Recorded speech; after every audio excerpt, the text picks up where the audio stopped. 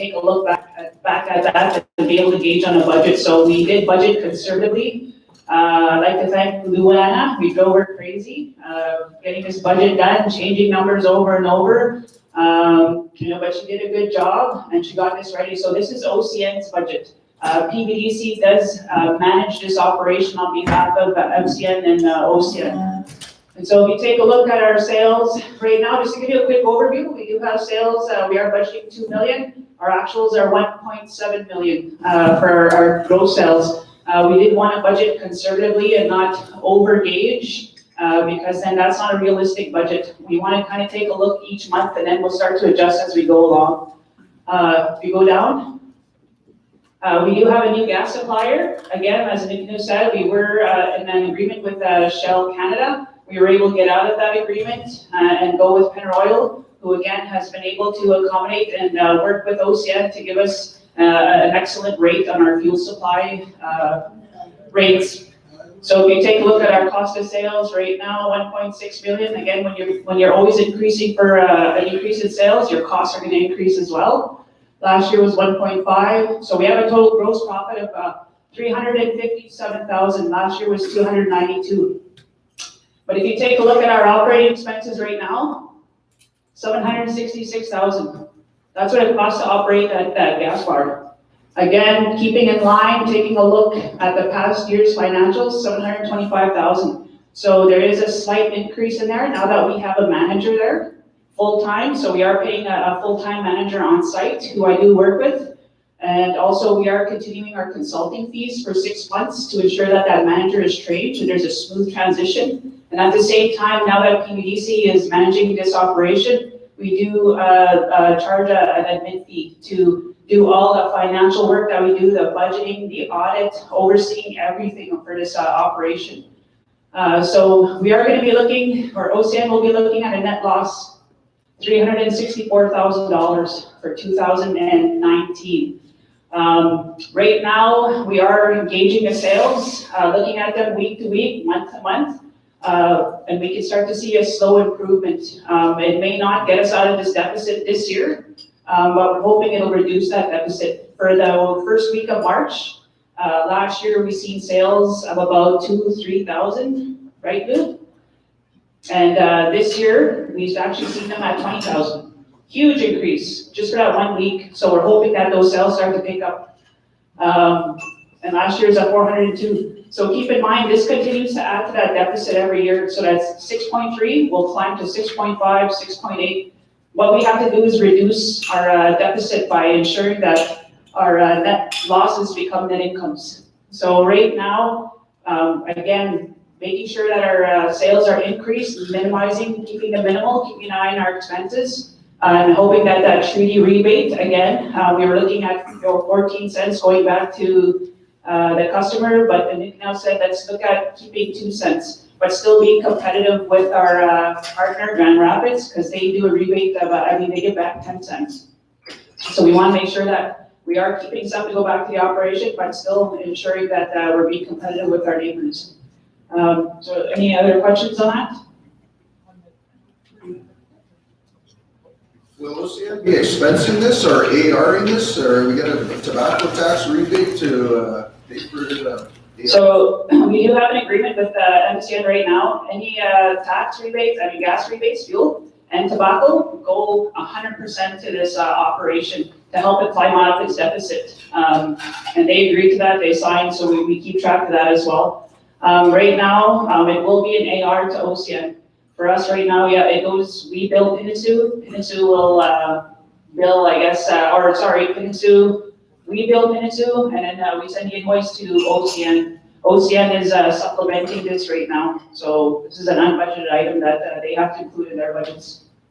Yes, so that's one item that needs to be put into the operating budgets for this year. So their shortfall is actually OCN's own source revenue that has to take it. So with their own revenue that they generate, they're supplementing some of their operating expenses. And I believe they're short of 383 at the bottom line of it. 364 will have to come out of own source revenue for this current year, so that's the reason why we need that bottom number. Sorry, Edwin. I thought you weren't going to acknowledge me. I was going to throw something at you. I just want to congratulate the people running the operation there, Ginger and everybody else, because it was a business that we thought was going to be shut down. You know, it was almost like a season-to-season thing. I stopped by there a couple of weeks ago, and the staff were so perky. They were jumping, you know, meaning the sales are going up. They said more customers. There was a lot of people there buying stuff. So it's congratulations to management on this operation. I just want to say thank you, and again, I do have to commend my board as well. I have a good board, and I do have support again from our FAC committee and support from O&O. Again,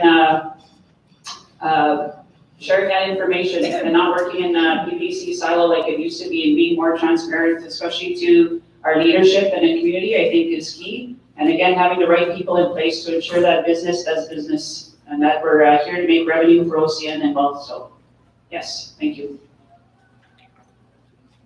It's not the first time they've seen. No, this is the first time it's for information. Yeah, We this have is to good. put it into an OCN budget, so it'll go for approval at that. Yeah, but I didn't want to do that first presentation for FAC. Okay, thank you, Ginger. So just for clarity then, we'll bring that to the O&O table for next Tuesday. Yeah. Once it's approved through FAC. Okay, and just thought I was just acknowledging the fact you can see what happens when you separate business from politics.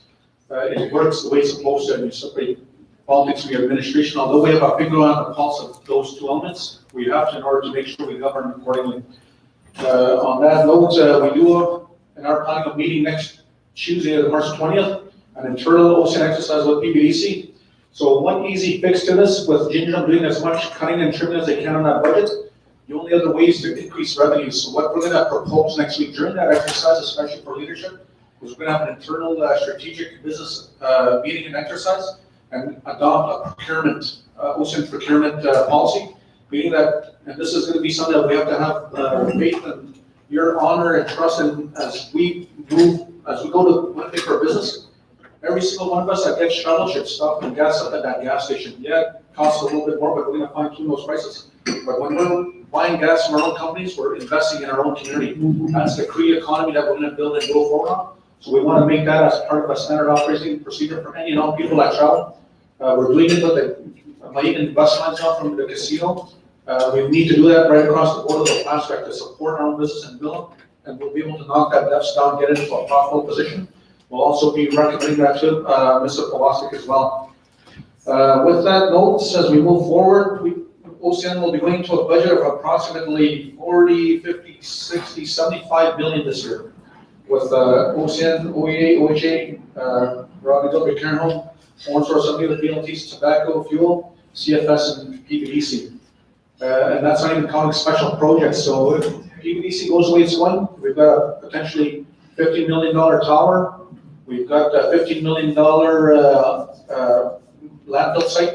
And if we do the housing, it'll be between 10 and 50 million. We're going to be pretty well $130, $140 million economy going into a fast track this year. So we want to make sure a lot of that money stays in the pockets of our fast track Cree Nation members.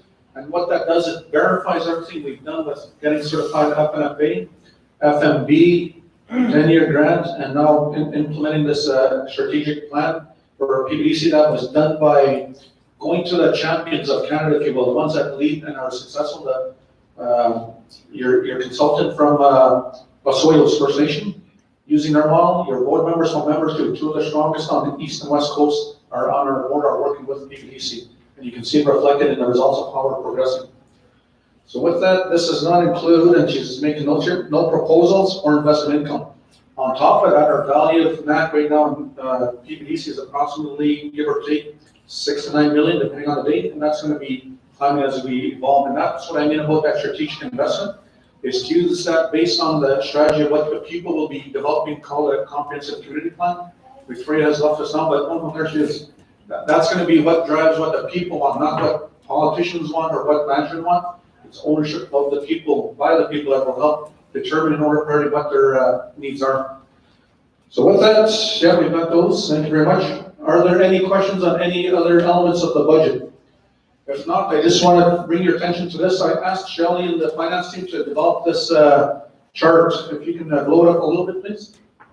What we wanted to understand was why OCN was always in the situation it was in the past. We got the computer pointing here, please.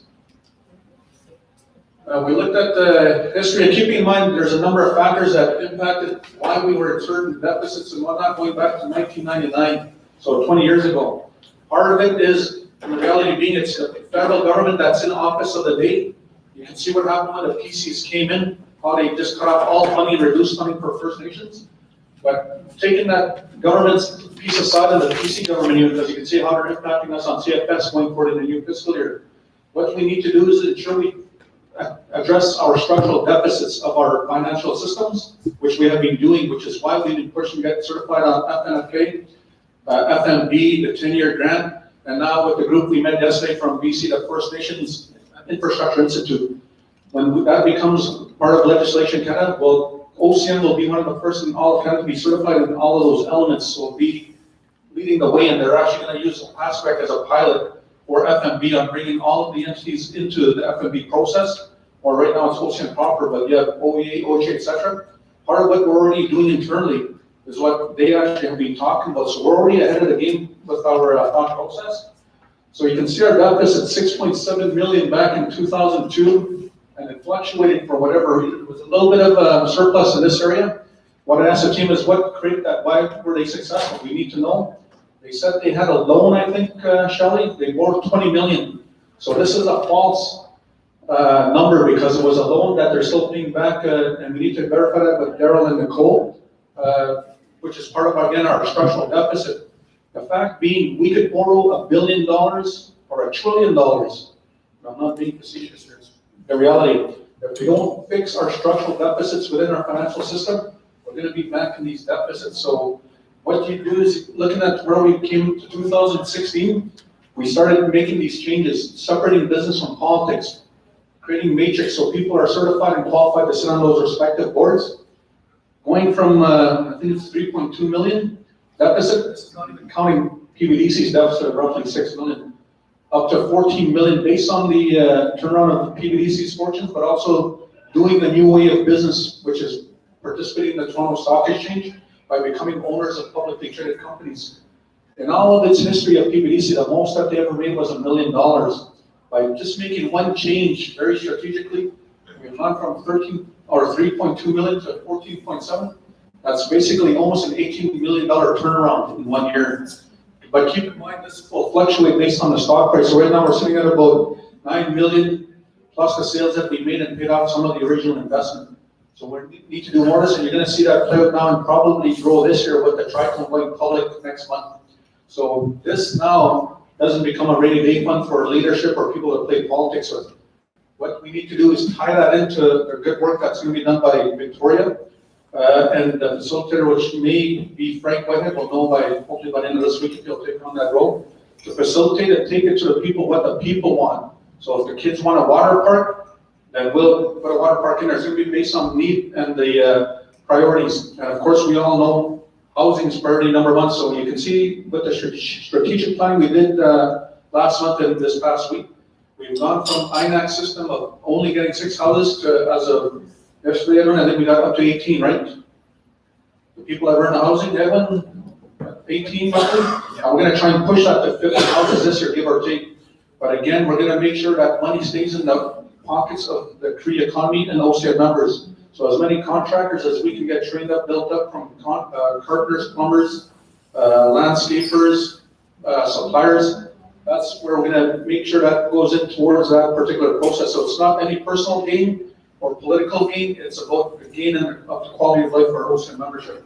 So I just want to show you that, and we'll take that to the community members as part of an overall discussion. Yeah, I mentioned that. So again, PBDC being closely merged with OCN on our plans as we go forward. So are there any questions on that? Hearing none, that's basically information we'll share with the community going forward. Nicole, what was that? Just gonna hand it back to you on your table. Well, I believe that was the end of our agenda, because we do have some items that we still need to wrap up in regards to, prior to March 29th. That's the deadline of the date for the financial administration law for O&O to have approval. So we do have to do a little bit of work prior to that, because there was some items in regards to the gaming grant proposals and also the hydro reallocations. So the senior staff is having a meeting on the 15th to address the allocations. And then we will be revising the OCN budgets and bringing it to the FAC and then to O&O. So we will try to meet a Naked News deadline of Tuesday, but I think that might be very tedious and hard to meet that deadline. So we're hoping that O&O will grace us with another date before March 29th to have these budgets approved.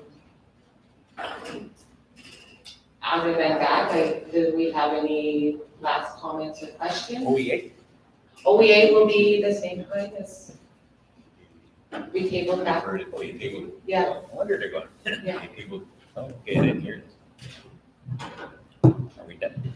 Yep, we're done. Well, just want to note, I know we're scheduled for O&O meeting next Tuesday, but if you need the 20th or 21st, then we can do that. We'll have that special meeting to accommodate Finance Administration Committee, so there's not too much pressure or rush into it. Yeah. So you let us know, but we'll need to know before Thursday. That's, I believe, Thursday, Friday? Unless you go, is everyone going to be here Thursday or Friday next week? Because we have to basically accommodate the FAC. So what do you guys need? Because we're gonna have our economic meetings here Wednesday and Thursday anyways. I'm busy Thursday morning and most of Friday, but Thursday afternoon I'm free, but you can split it up Tuesday and Thursday. Yeah, we can do Tuesday for our main one, but again, we can't do it anyways without there, so JP? Our next scheduled meeting for FAC is the 21st of March. Okay, can we do Friday then, or Thursday afternoon? Thursday. Because we'll do them both at the same time, just like now. John? Good for a breakfast meeting. You good for breakfast meeting? Okay, we'll have breakfast at 10 a.m. When is Judy's dinner or lunch? Who knows when Judy's, Thursday, the 21st. okay, that's a surprise, and then we're on Facebook, thank you. Okay, thank you. Okay, Thursday, we'll do it Thursday, Edwin, what time are you not available? I'm not available, just in the morning, I'm not available. Okay, Thursday afternoon, we're gonna get this done from 1 o'clock until 4 o'clock, it'll only take maybe an hour. That goes in. So Thursday, staff, book that in and send that note out. What's Segitech and then ask Comitin. I just want to acknowledge all the staff and the people that are tuning into Facebook. You can see a lot of the hard work and commitment and experience and expertise of our staff, our leadership, the guidance of our elders, their wisdom, everything that we proceed to do. We've done most of it. We've still got some work to do, but we're getting there. So we want to thank you for your patience and understanding and acknowledge the good work done by everyone on the team. Now, what's Segitech and then Comitin. I'm going to ask Katrina Personius to do closing prayer, but before we do it, Vice Media. 6 o'clock, we have another meeting. 6 o'clock for what? Our community